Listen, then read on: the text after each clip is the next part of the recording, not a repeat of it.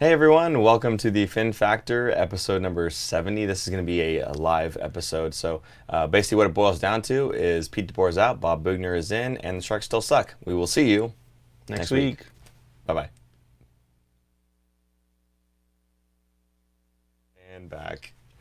Just kidding. We're still here. So yeah, we're going to do a little bit different of a format on this live. Normally we just do pretty much Q&A the entire time. So this time around we're going to have some topics. If you guys want to chime in on the topics, please feel free to do so in the chat. Aaron's going to kind of monitor that, and we'll basically try to stick to the topics. So the first thing we're going to talk about, obviously, Bob Boughner. New coaching staff.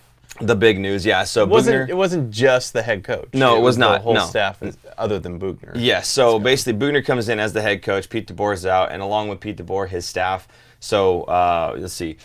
Dave Barr, Johan Hedberg, and Steve Spott, of course, all gone. The only one that was survived that was Bob Boughner. Yeah. And they basically called up a lot of the folks from the AHL team, the Barracuda. So Roy Summer will be joining as the, I guess, assistant coach. He's going to be working, I think, mostly on the D, which I thought was kind of interesting because Boughner is like the defensive guy, right? And Boughner's doing the power play, which I thought was interesting. He's doing the forwards, and it seemed kind of strange to me, but hey, whatever. He was a head coach, so it's not like he has no experience in it. No, absolutely. I would have thought though that he would take the forward core and Boughner would take the D because it just makes sense that way. But whatever.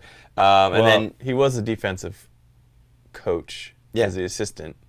Maybe he wanted a fresh voice all around.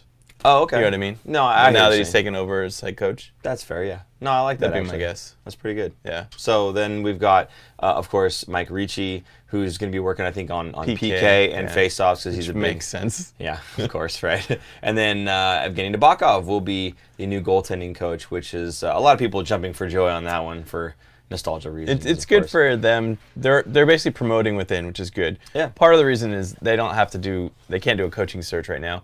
Boughner, I think, was brought in this offseason kind of as an insurance policy anyway, just in case they had to get rid of Pete DeBoer. They already had a coach, the head coaching experience in the NHL. I did say that. Right. Yeah. So I mean, I think we talked about it in the summer when he was officially brought on and everything. It's like, imagine if we got lights. Okay.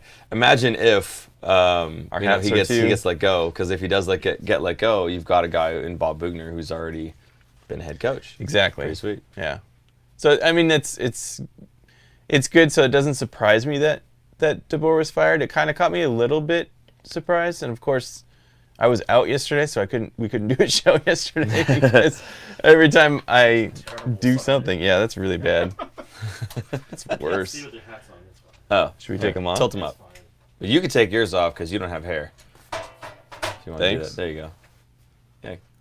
We're obviously. But then it's too shiny, and I get too displaying- many complaints. You're displaying the merch a little bit here. Yeah, I'll put the glasses back on because I was getting that shine. Anyway, this is going to be great for the podcast. So, Boughner, stepping in, had his first game today, obviously. I'm sure all of you watched that one. That was against the New York Rangers. Everything seemed to be going pretty well. The Sharks looked like they had a whole lot of jump in their step now, and that's not to say that it's because Bob Boughner is the head coach or all the other coaching changes that all of a sudden the team is revitalized. But when you do make a coaching change, a lot of times, like Couture had said, they kind of take responsibility on themselves for the coach getting let go, the coaching staff getting let go. It kind of reflects on the players. And so you get that extra kind of step usually in a team when the coaching staff has been let go. So they came out hard, fast, the right way. They were protecting their net fairly well in the first few periods, or first couple periods rather. They were jumping on the forecheck a lot, I noticed. The defense was pinching. They're putting a lot of that high pressure. That's the stuff that Bob Boughner was asking for during that press conference. So they were doing a lot of really good things. I imagine it wasn't exactly the way that Boughner wanted it, even though it did look pretty good just because it's, the first game. He didn't have the preseason. He didn't have development camp. The rookie camp or a training camp, any of those other things that a normal head coach would have. So he's stepping right in, trying to do the job, and it's tonight at least I thought they looked pretty good in the first 45 minutes. I'd say the first period I thought I think I even tweeted about it. Like the way that they were defending to me was way better than what they've been doing all season. Yeah. To me, I feel like both defensemen were kind of going down low behind the net, and they were leaving that slot wide open. Yeah. Tonight, it was noticeably different, where one defender practically always stayed right in front, waiting for those passes to come into the slot and just bat them away, which they did have a lot that were batted away. And the other thing is you have Burns and Carlson who can move the puck really well, and they were transitioning fine. Like they were playing a little bit more conservatively and getting the pucks and then able to transition back to offense, which we talked about. Good defense is going to spur your offense because you have such good puck-moving defensemen back there. So I thought it was a better look. Unfortunately, it wasn't a full 60-minute game of that. Yeah. Otherwise, they should have won. And we were just going over the highlights right before we went live. I mean, it's inexcusable. They were up 3-2 with 11 minutes left in the game, and they give up another 3 goals. One's an empty netter, but they give up another, 3 goals. 3 goals. Because they were, So it's just, you need to lock down the hatch and get that win. Well, it would have been another. Yeah, again, right? And the funny thing is, what did we just say? The Sharks were up 3-2 in early in the third period, but they were up 3-2. If you continue that play that you had in the first 2 periods, and you're locking it down, you're playing pretty good defensively in front of your goaltender. That's another 2 or fewer game, right? But instead, it all kind of goes to hell, and you've got goal after goal after goal coming, and they end up losing this game. They had a stranglehold on it. They were up by a goal with 15 minutes left in the third, and they end up losing by a score of 6-3. Yes, one of them is an empty netter, but they still lose by a score of 6-3. Real quick, can we talk about that Dillon goal though? We can, but not just yet because we're going to go through and let them have an opportunity to talk. We're going to give them the opportunity to talk a little bit about Boughner and the defense. So, are there any questions or comments specific to Bob Boughner or the team playing defense? No, I can tell you. You probably guess what it's about. All these.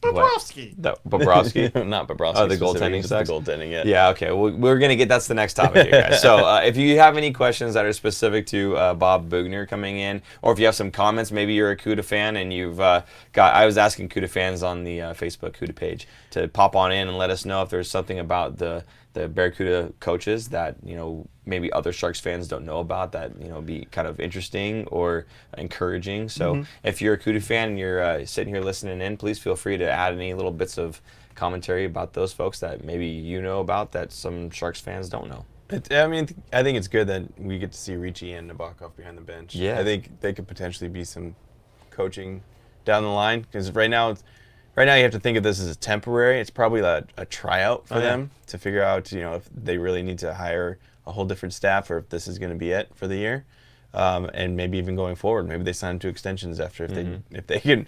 I imagine they would if they can turn this season around and the Sharks get in the playoffs and do well. I think they'll be sticking around for a while. I think if Roy the Sharks... Summer though, that interests me because he's been the bench boss for the AHL for so long. Like, how are you going to replace him? Or is he going to go back down after the season and go back there? I mean, look, it's kind of no secret to me. The reason those guys are in there is because when you're making a coaching change, first of all, when you make a coaching change mid-season, oftentimes it's just the head coach, and one of the assistant coaches steps up and becomes the head coach, the interim head coach. In this case, when you let go of Pete DeBoer, you let go of his entire staff. So where are you going to go and find an entire staff? Super producer Jason said Craigslist. It doesn't work that way. So you have to do something to get these guys. So where are you going to go? You have to look to your AHL roster and pull those guys up, and then the AHL roster needs to look elsewhere because the priority obviously is the big club. So but it's good. You can promote people within if they have anyone that's wanting to be getting the coaching, and now there's an opportunity. There's an opening. Absolutely. So it's a good thing. No, it totally is. Yeah. So if there are no comments about Bob or the defense, then we can... Ricci and Nabokov will be great. Okay. What's that? I have an observation from tonight related to this. A lot of people in the section that I was sitting in expected a whole turnaround overnight in one day with one practice with the new coach and staff, and they were mostly happy. And then when everything kind of turned to pot, we're seeing some of the same comments in the chat room right now saying, I'm giving up on the team. Yeah. They're hot garbage. Just a lot of people ready to throw in the towel, just like a lot of the people in the sections I was with. And I believe by the empty netter goal, the stadium emptied out by 75%, and certainly with the goal that came after that, the end. So is it too early to just throw in the towel and give up and walk out of the arena and not come back till next season? For some of our fans still watching us, holding on by a thread, what can we say to that? It is absolutely too early still. Look, again, there are months of hockey. Now, is the team potentially going to suck for another couple of weeks or a month or whatever? Yeah, maybe. Are they going to get some wins? Maybe not only because Boughner has already been there Right. and they know what to expect of him and they already like him. You know, we saw Logan Couture as soon as Boughner got fired in Florida. Logan stepped up immediately and was like, "Oh yeah, it's not his fault. Give him to us. We'll take him." And then the Sharks take him, right? So Yeah. the captain's more than happy to play under Bob Boughner, absolutely. And then you got, it's great to have like legends like Ricci and Right. Nabokov, guys that were Sharks. Oh yeah. Guys that I'm sure Patty Marlowe played. Legends, yeah. So Yeah, you played with both no, of them. exactly, yeah. Kind of weird, isn't it? Yeah, a little bit. Yeah. Kind of strange. Thank you, Justin, my head. Sup with and the $1.99. Sup thank with you. Burns turning everything over. We kind of talked about that in the last couple of weeks. Him and Carlson that's just the way they are. Burns specifically though, I think he's just slumping right now. He's not. I don't know what it is. There's something going on. He's trying too hard. It's similar to Vlasic last year. Like it was just the first half of the season. Vlasic was just not his normal self. I think he's trying too hard. I think that's really all it comes down to. And I think when you try so hard to correct mistakes and try so hard to get offense going because you guys need a goal or whatever it is, you end up making those mistakes. And if you relax and you just play the game that like you normally would, I don't think you make as many mistakes. Now, again, if we looked at the turnover stats, yes, Burns turns the puck over a lot. Carlson actually turns the puck over more often. Right. But Carlson also gets more takeaways. So it kind of balances out a little bit more. Well, he is a little bit better defensively. Yeah, Carlson, sure. I think. The thing is, if you look at that list, now again, this was, 2 weeks ago. If you look at that list, it was 18 of the 20 guys that were on that list were all defensemen, all top-level defensemen. So this is just something that you're going to see out of defensemen. It's just going to happen, unfortunately, because those are the guys that are trying to make the plays and move the puck up the rink. So there are going to be lots of times where they turn the puck over, and obviously it's, the light is shining on Burns because we are Sharks fans and we see it happening all the time. But it does happen to all kinds of other defensemen that of high quality throughout the league. So it's not exclusive to us. Big thank you to Joe Dodge. This is our St. Louis fan. Oh. That's converting. Thanks for the $50. Whoa! Keep the faith. Great show. Love the interaction. And super producer Jason said you get a free super zoom of your choice. Or just free on Paul. super. Is that a thing? We're selling super zooms now. why What is not? this? Hey, bud, thank you so much. We appreciate that a lot. It's pretty cool coming from a Blues fan too. I Yeah. think we did convert them. I think we got them, guys. Ricci and Nabby are not coaches. They're developing coaches. They're developing coaches. Well, no, right? They're player development coaches, Yeah. not coaches. Right. Well, it's a chance for them to move into that role. Yeah. Maybe we see. That's what I feel like Joe Thornton's role is going to be after hockey, like, a couple years later. They're development coaches, but Nabokov is the goaltending coach right now, right? So, Right. I mean, they may have been like development coaches with AHL, but as of right now, like that's their role. Yeah, I thought Nabokov wasn't I guess he was a development coach, but he was the goalie coach in the AHL. Yeah, he's the goaltending I development guess you coach. call it development. Yeah. Maybe But in he the was- AHL, it's all development coaches because Right? that's the whole point, right? Yeah. So who knows? So that's kind of hard. I mean, it's good promotions for them, I think. But anyway, All right. so I'm going to check the board real quick on the. Is there anything else that I wanted to say about the defensive effort stuff? No, it was 3-2 in the third. Everything fell apart. Oh, conditioning. The conditioning was something that they brought up. They said on the radio, they were like, it looks like they just don't have the legs anymore. Like Yeah. they go through the 40 minutes, 45 minutes, up 3-2, and then all of a sudden just everything goes downhill, and it looked like the Sharks were just chasing around. And I think if you look at a lot of those goals, or not a lot maybe, but a couple of the goals, even the one that was Panarin shot it was like 5-hole. Jones was sliding from post to post, and he got there, but then he tried to stand up and cover more of the post, and when he stood up, he opened up his 5-hole, and Panarin threw it in. But there's like no one in the same zip code as Panarin when he gets the puck, and he's kind of backing up. There was 5 Sharks. One was like up high, and he was coming down to come after him after he already had the puck. The other 4 were on the right post side of Jones. They were like completely off on the wrong side of the play. That line was on there for like a good almost 3 minutes. And They were exactly, they're completely gassed. Yeah, they're out there, they're exhausted, they were tired, and they're all in the wrong spot. So again, it comes down to these defensive breakdowns where you see them just in the wrong area. Now, Jones absolutely should have made that save, but you can't give Panarin that much time that low with nobody around him either, right? So it's kind of a thing where Boughner said it's not. I don't see it as a goaltending issue. I see it as a team play issue. Like the team play is what the problem is. We fixed that. The goaltending isn't going to be as big of a problem. He specifically said in that press conference that he doesn't see it as a goalie issue.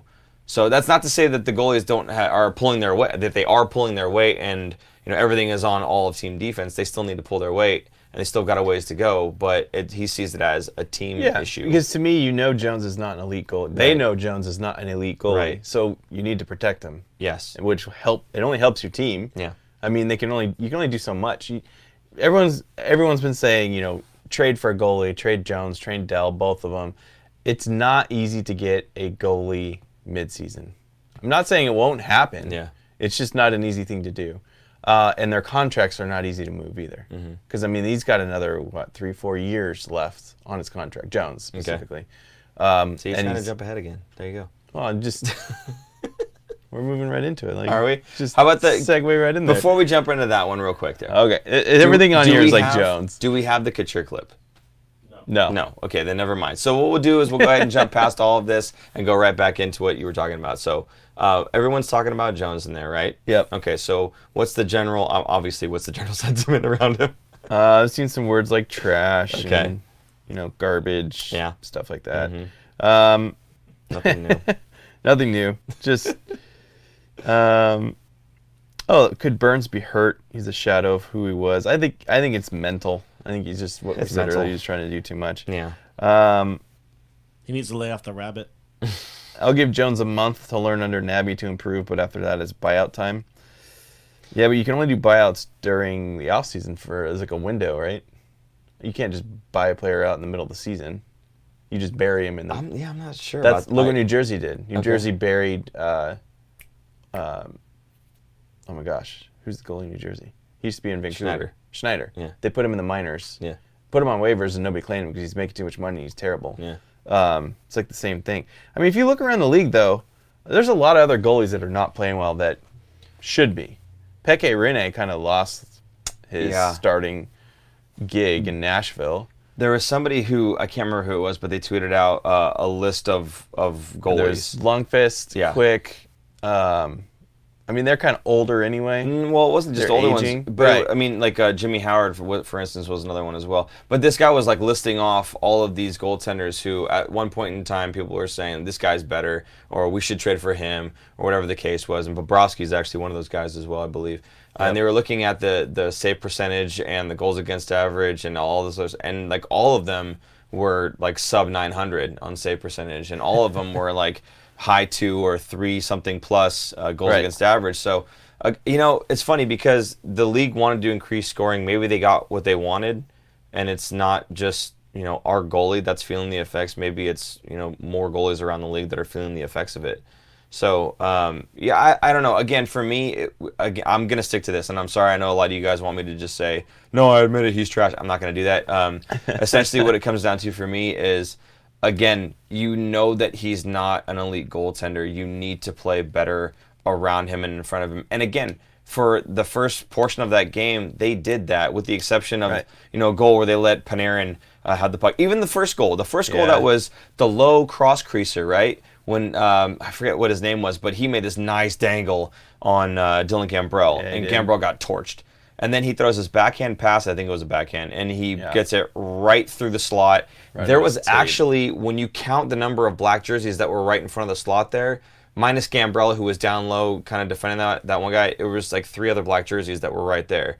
They just all barely missed the puck because it was just a nice pass, and dude bangs it home. Now, I can't fault Jones on that first goal, really, because that's, he sunk all the way down on the post trying to guard the shot, the potential shot that'd be coming from down low. He can't cheat on that, otherwise it goes in short side, right? So that pass comes across, he has to go from post to post, and the dude basically puts it in right away on just a one-timer, and you can't really fault him for that. But the Sharks were at least in the right spot on that goal.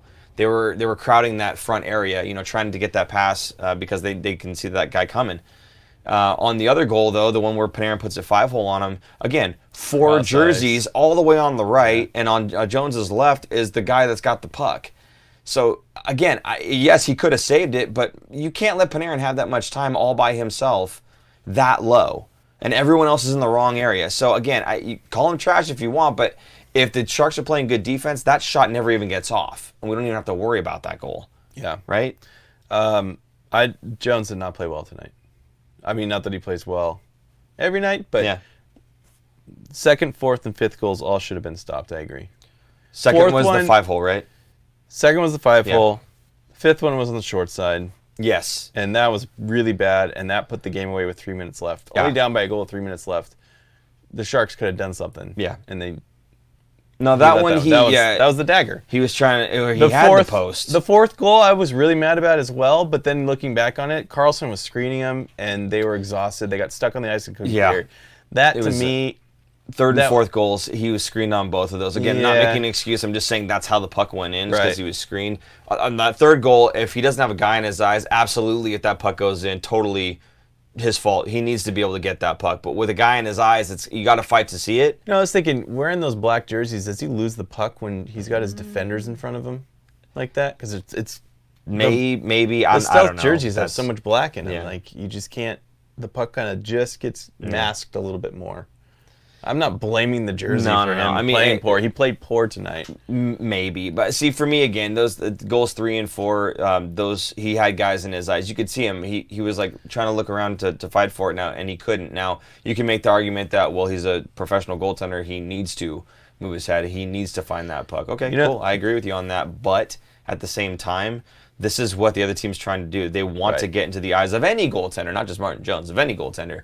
It's a great way to get the puck on the net. If the goalie can't see it, how's he supposed to stop it, right? So that, to me, is just a really good job by the Rangers. And Jones probably isn't going to make that save, unfortunately, and that's how it played out. The Sharks just couldn't finish the game off. They had the game in hand.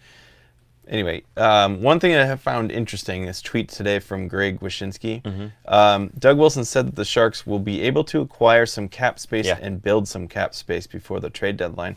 So he's not done. He's going to be making moves before the trade deadline, which is interesting because if you're making cap space, to me, you're getting one of the big guys. Yeah. So maybe, I don't know if he does it this way where he's like, if it's at this point of the calendar year and we only have this amount of points or we're this far out, that we just unload and start selling.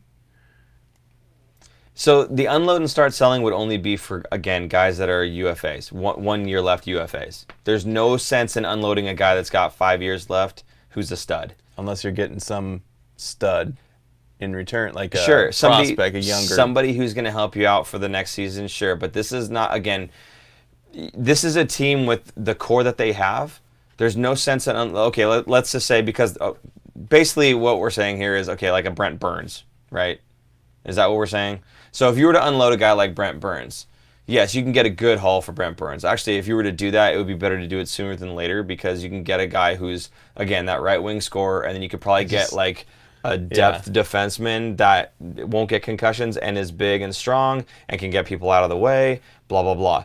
First of all, I don't think Boughner sells off or tells DW to sell off Brent Burns. I think Boughner and Burns are buddies. I don't see it happening together when he was coaching. Yeah, exactly. I think they're too close for that to happen. But if it makes the team better.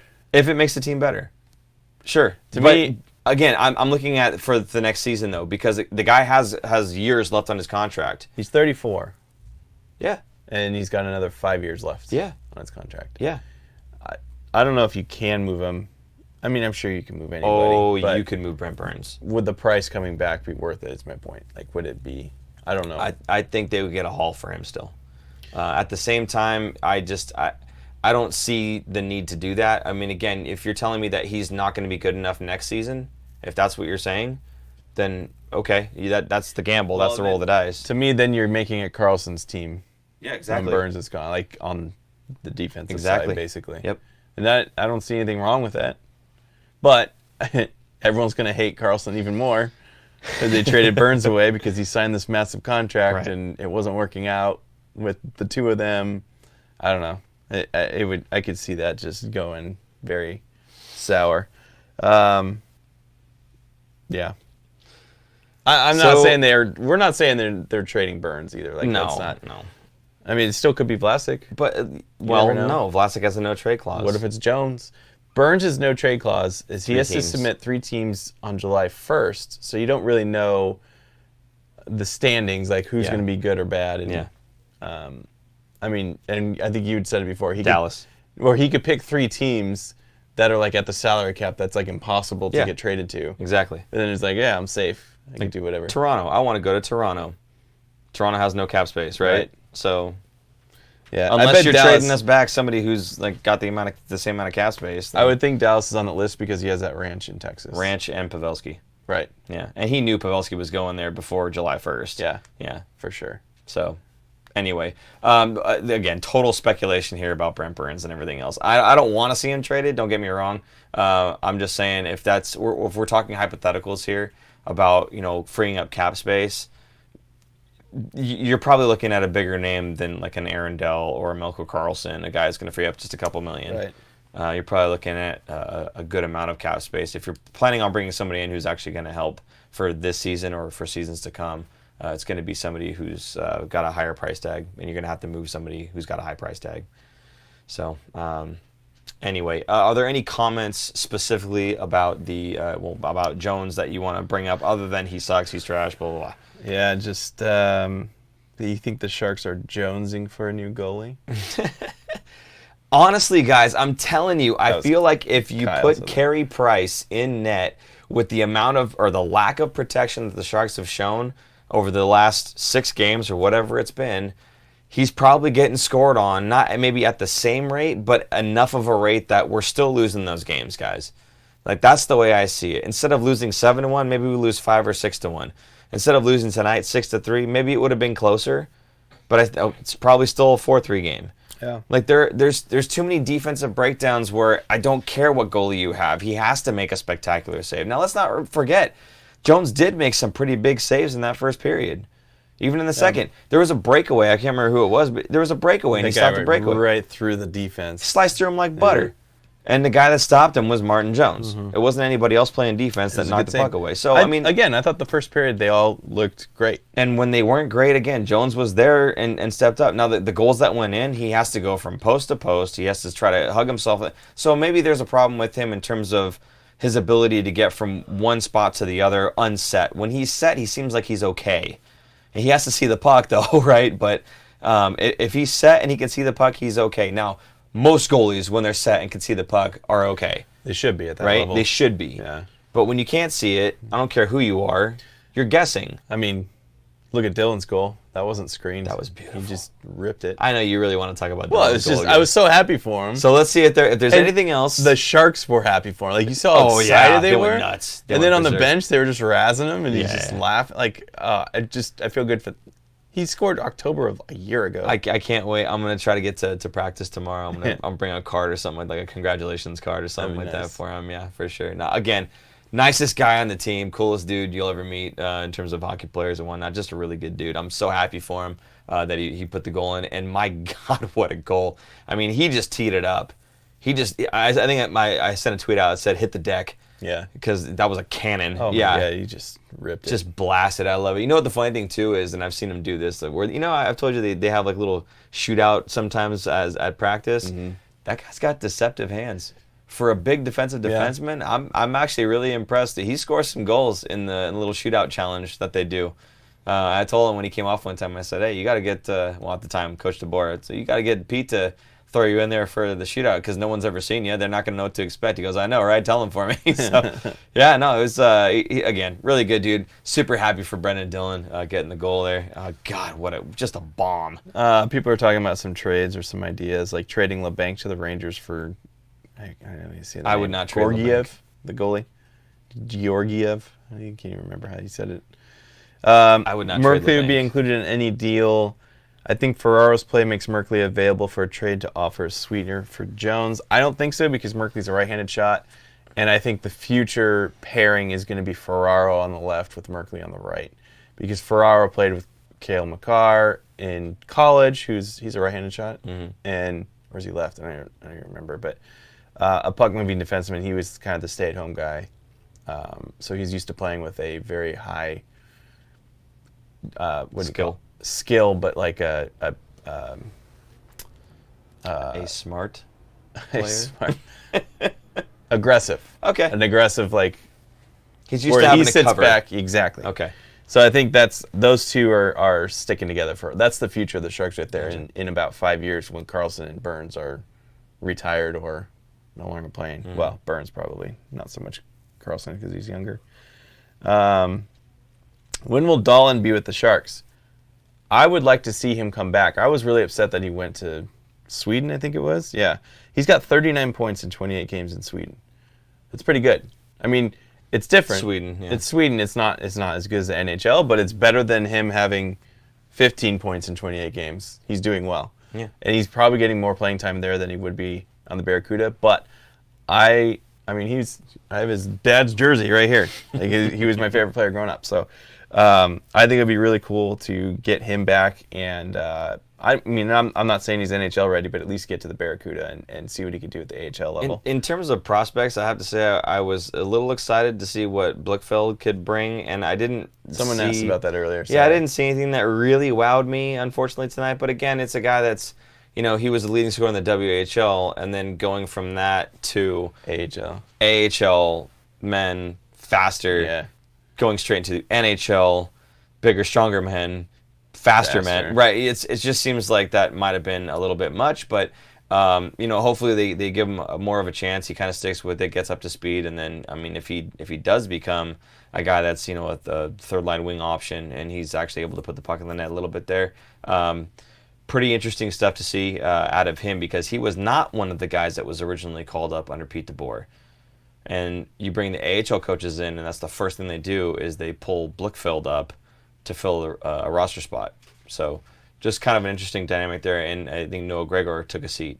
Yeah. So I guess obviously they had different ideas of who should have been on the roster as opposed to what Pete DeBoer thought there. They just said 39 points is just as impressive in the SHL as the AHL. SHL, Swedish hockey, okay. Right. It's just if he did that same amount of points in the AHL. Or it's like comparable basically to the AHL. That's what they're saying. How's he doing in the AHL, though? Well, he's not in the AHL. No, how was he doing? Sorry, we're talking about Dillon. My bad. Sorry. I got confused there for a second. It happens once in a while, guys. Trust me. And you're correct. Left-handed Lions, this is only one game in the new system. Yeah. It's going to take time. I don't think it won't take that much time. I think it's a little more simpler than Pete DeBoer's. He said basically what he's doing is he's taking that system and he's making tweaks. Right. He's fine-tuning. It's not completely overhauling. Exactly. It's not like it's a whole new coach with a whole new system with months of training camp and whatnot to go through and teach the system. He's basically taking what he's already kind of bought into under Pete DeBoer, and he's fine-tuning it to his liking. And I think what you're going to see is what he said in the press conference, at least, was that you're going to see more of a defensive effort in front of the goaltender, help the goaltenders out, which, again, that's what I've been preaching and praying for, right? So hopefully that goes well. The other thing you're going to see more of is that forecheck, that, trying to pin guys in the zone. We saw a lot of that, I think, in the first period. And I think the conditioning might be a thing. I think that actually did catch up to him. So they're going to have to work on keeping their lungs, essentially. But I think the system itself, it sounds great. I love that style of play. And he's right. When he was here, there were years where we would just pin people or pin teams in their own zone. They couldn't get out because of that heavy forecheck, because of the defense pinching in.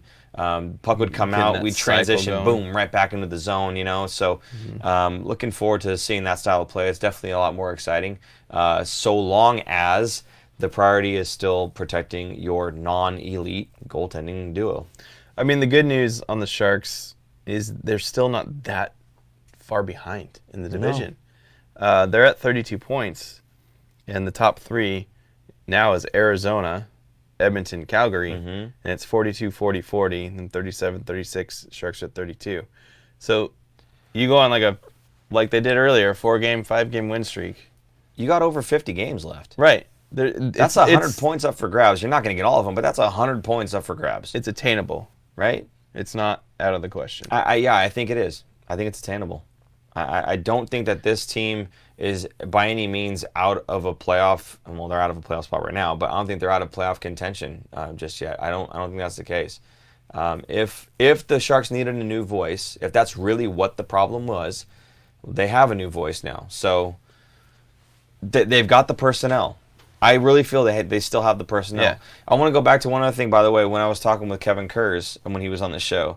And one of the things I said, we were talking about how Hertl was injured and Goodrow was kind of went from fourth-line winger to third-line winger to second-line winger to second-line center because of the injury, right? And it's like kind of like, well, why didn't they just take Jumbo and just move him to the second line? Kurz's response was, well, because he doesn't have the legs anymore, he can't do it.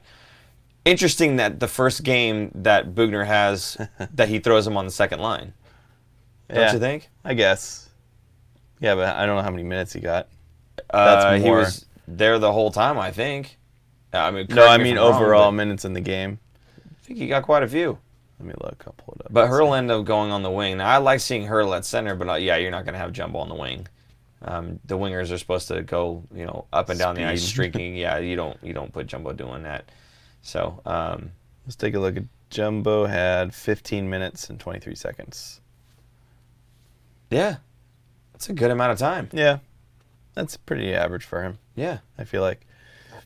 Marlowe only had 12 minutes. That's Marlowe was on the interesting. fourth line, wasn't he?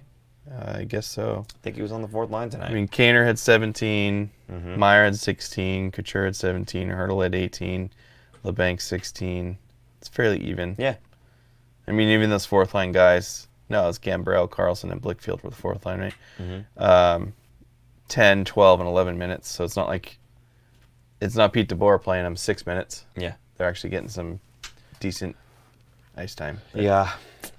Well, okay, again, all in all, I thought tonight's game, for the most part, they played fairly well up until that last little spurt in the third period. A couple of the first couple goals, I think, maybe could have had some better coverage there. I mean, that first goal, it looked like they were all in the right spot. They just all missed the puck, and then, one time when it goes in, the Panarin goal, he was in his own zip code, like I said, nobody nearby. Yes, Jones probably should have made that save, but I could see what he was trying to do. He was in the butterfly. He was trying to get back up to kind of guard the post a little bit better, and in doing that, he opened up his 5-hole and puts it in. So, I mean, beyond that, I thought that the Sharks did a better job tonight. So hopefully it's a sign of good things to come. Again, like you just said, that was one game. I think there's a little bit of promise. I think there's definitely some of the old issues that still resurface. Some things like conditioning that they need to continue with. They haven't played a full 60-minute game, I don't think, this entire season. Maybe you're one. right. Maybe one. So, but promising, I would say. Thank you, Jason Hillier, for the $1.99 Pete DeBoer appreciation post. Yeah, sure. He's a good coach. He's going to go somewhere else. Oh, definitely. Maybe not right away, but No. he's going to get picked up somewhere. He'll go. I think next season probably he'll find a team. Because he's still getting paid $3 million. 2 more seasons, or this season and next season he's getting Yeah. paid. So it's almost like it's a blessing for him. He's going to spend time with the family over the holidays now. Yeah. And he's still getting paid, less Gets stress. paid for another year. He'll probably sleep for a week because he hasn't been able to sleep for a long time.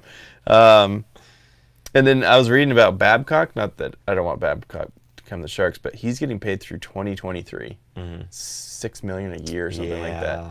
He has no reason to coach again. Why would you? I'm in the wrong job. Yeah. Yeah, totally. Likewise. DeBoer's going to go to Dallas. That'd be interesting. That'd be That's what I interesting. said. Did you? Yeah. Some folks are saying Detroit. Detroit, though, they didn't have the roster to be it's weird. I mean, the only reason they would is because Yzerman didn't put that coach in place. But it's not. I don't think it's fair to get rid of him because he had a terrible roster, or they have a terrible roster. Like, to me, that's not fair to fire a coach for that. That's not his fault.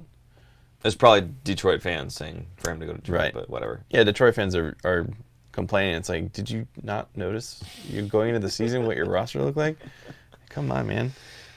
By the way, this whole Q&A session here, we'll go ahead and say that we've got our sponsor, right? Oh, right. Yeah. So let's go ahead and just kind of throw that one out there. If you guys are local in the San Jose area, check out La Villa, the Bird Shelley's La Villa Italian Delicatessen. They're down in downtown Willow Glen.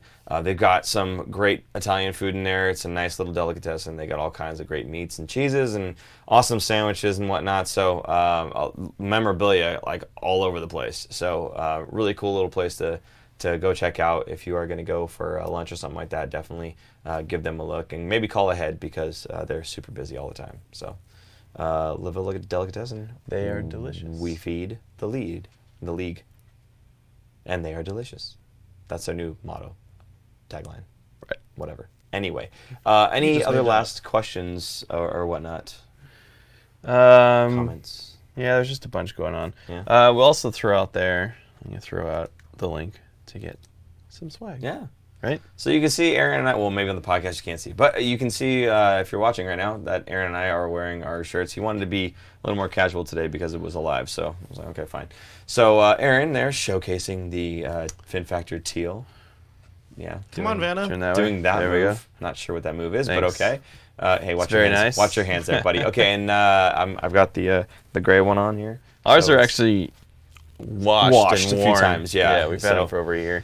Well, I hope they're washed. Well, they're a little more faded than Right. what they would be brand new. Right, But right. you can see, I kind of like the faded look. I actually do too. Yeah. Looks nice, and the shirts only get softer as you I know wash them more and more. Yeah, it's still very soft. Yeah. Still, honestly, they're just really nice shirts. We didn't go skimpy on the shirts. We wanted to get nice ones. We figure if someone's gonna support the show, we want them to have something nice. Also, something nice. We're also showcasing. I can't talk right now.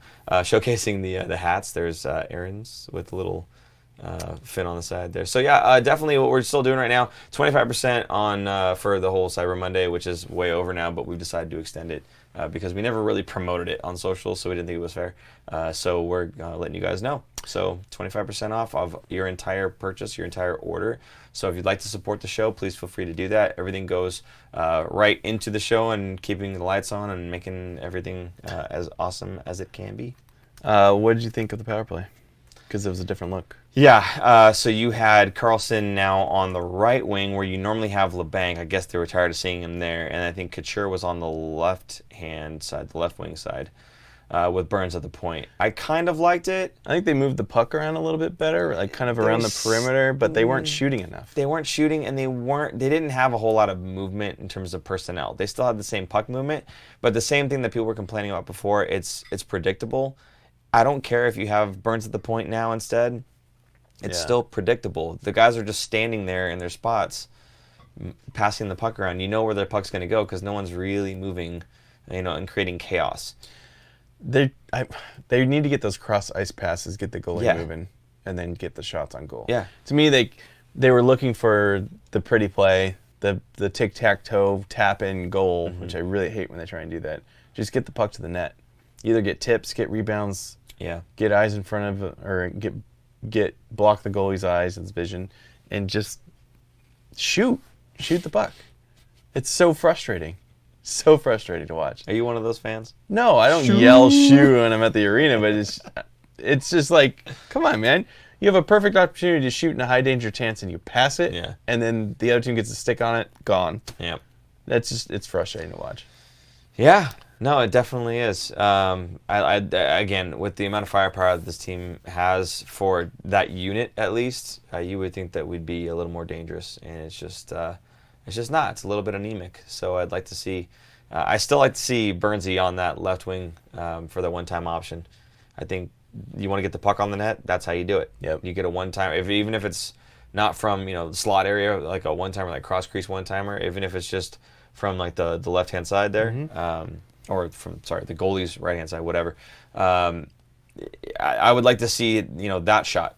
I'd like to see Burnsy pound that shot, and then you got Kaner down low, and he's a force to be reckoned with. You got Hurdle in front of the net, again a big body, a force to be reckoned with. That goalie makes a save, he's still got to deal with rebounds. Yeah. So you outnumber him down low after that big bomb from the point. I think that's a good way to go. Will that become predictable? Yeah, maybe. But is it going to be harder to stop? Yeah, I think so. So I don't know. We'll see what's in store. The power play is going to change a little bit. It's going to continue to change, I'm sure, until they find something they like. Boughner doesn't seem to be the type of guy who is just going to rest on something. He seems to be the type of guy that wants to change things up, keep it interesting. At least that's kind of what I gathered from the press conference there. So we'll see. We'll keep an eye on it, and hopefully, they kind of turn it around because, again, this team, I don't like to say they need to rely on the power play because they don't and they shouldn't. I don't think any team should rely on the power play. But when you're 0 for that much, you gotta have some conversions. They're dropping, man. They're dropping in the stats for their power play is dropping. You know what I mean? Mm-hmm. It's getting late. Do you like having Burns and Karlsson on the power play together? I don't mind, and honestly, I don't care. I don't care one way or the other. I just think as it doesn't matter who's out there. I think the guys that you do throw out there, they're all good enough in their own right to be able to put a puck in the net. So if that means put Karlsson and Burns out there at the same time, fine. I'll go back to episode number 1 of the Fin Factor, where we talked about potentially getting Erik Karlsson on the team. And you told me I was crazy, but I felt like you split them up on the power play and you spread the talent out. I don't know. Again, I don't really care. I don't care one way or the other. Whatever it is that helps put that puck in the net, if that means one of them double shifts and does power play 1 and 2, cool. If it means both of them double shift and they do power play 1 and 2, cool. I would like to split the power plays. Yep. 1 and 2. You get a minute out there. If you don't score, you're off the ice. Yep. Put the other guys out there. Make it a competition between the two power play. I don't really like Thornton on there anymore. I don't think he's just too slow. I like Thornton in like Gretzky's office, basically. Yeah, but he's always on the boards. He doesn't like to go behind the net. That's fine. That's where I would like him. I would like him down low. Because you get the puck to him down low and all he does is just try to thread a pass, which he's really good at still. If you can get him the puck down low and he can thread a pass, through the crease or back up to the boards or whatever it is, he doesn't really have to move his feet that much. Sharks have dropped to 25th now on their power play. Yeah. In the league at 15.7%. Yeah. PK dropped a little bit tonight. 88. They gave up. They're at 87.8 now, still in the lead. Carolina's next at 86, so they're still 1.8% better than anyone else. Mm-hmm. But they've given up a power play goal in each of the last 4 games or whatever they said. And they're still at the top. At the top for the whole thing, but if you look over the stretch, they're probably not doing too well right now. Yeah. Right? Just look over the stretch. Yeah, but they're also taking the most penalties. You're playing with fire. Sure. You need to stop taking penalties. Be a little more disciplined. I 100% agree.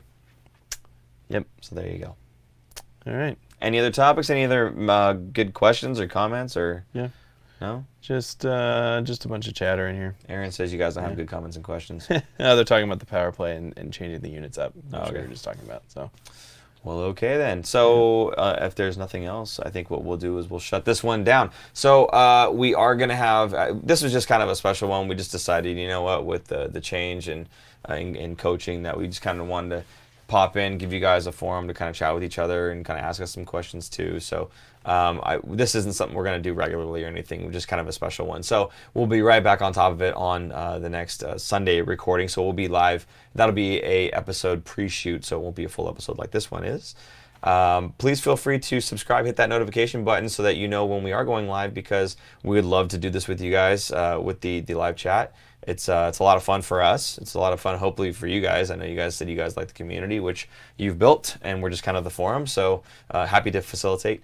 So yeah, let us know. I guess nothing. Don't let us know anything. Okay. Yeah, I won't. That's it. Cool story, bro. Very good. Okay, well, we will get out of here. So we'll see you guys Sunday. Sunday. Sunday That's night. it. Okay. Yeah. Bye-bye. Bye.